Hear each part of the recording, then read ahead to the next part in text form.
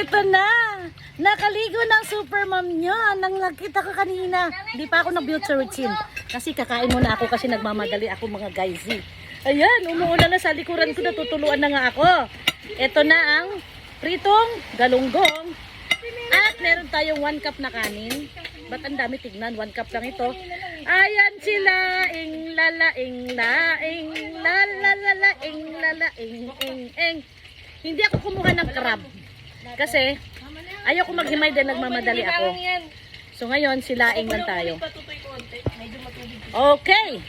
Tingnan nyo guys, oh. Sabi ko, ayaw ko ng tuyot na tuyot din. Pero wala tayong magawa. Ganun talaga, sinipsip ni dahon. Ito na, first bite. Iibang lasa nito kasi nilagyan natin ng alimango. Maghihimay pa ako, nagmamadali na ako eh. Mamaya na lang, tira nyo ako isa.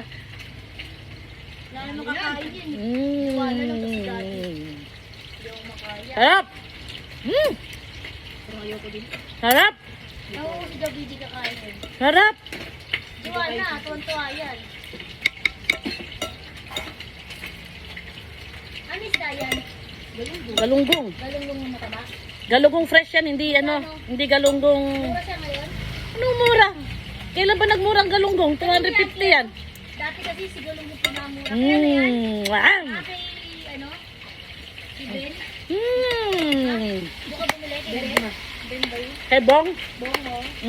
Kulang sa gata. Mahal si Bulog din ang ito. Tama lang, uy. Matakaw nga sa gata. Ang suki ko, pinarisyo ko sa gata. Sabi ko, ate, 1 per kilo na dahon.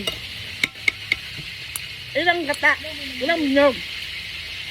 Ay, nagtipid ako. Sabi ko, 3 lang. Ang mahal-mahal, 40 pesos.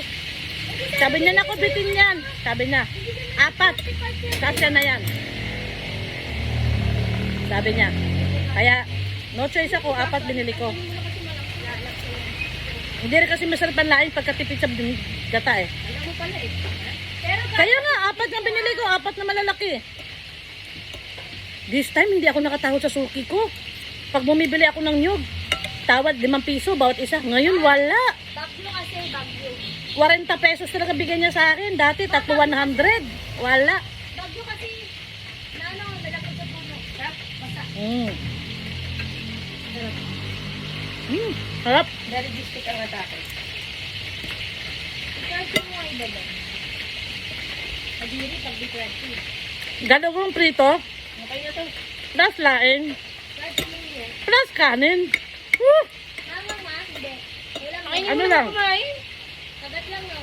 Oh, sarap. Masarap yung lipas na malalim. Last bite para magpaalam na ako sa inyo guys kasi nabibitin ako. Gusto ko ha. Gusto ko ng ganon. Sunod. Pinagtatawanan ako ng ano. Pinagtatawanan ako ng mga anak ko. Ang ingay-ingay ko na kumain. Siyempre, iniinggit ko kayo, di ba?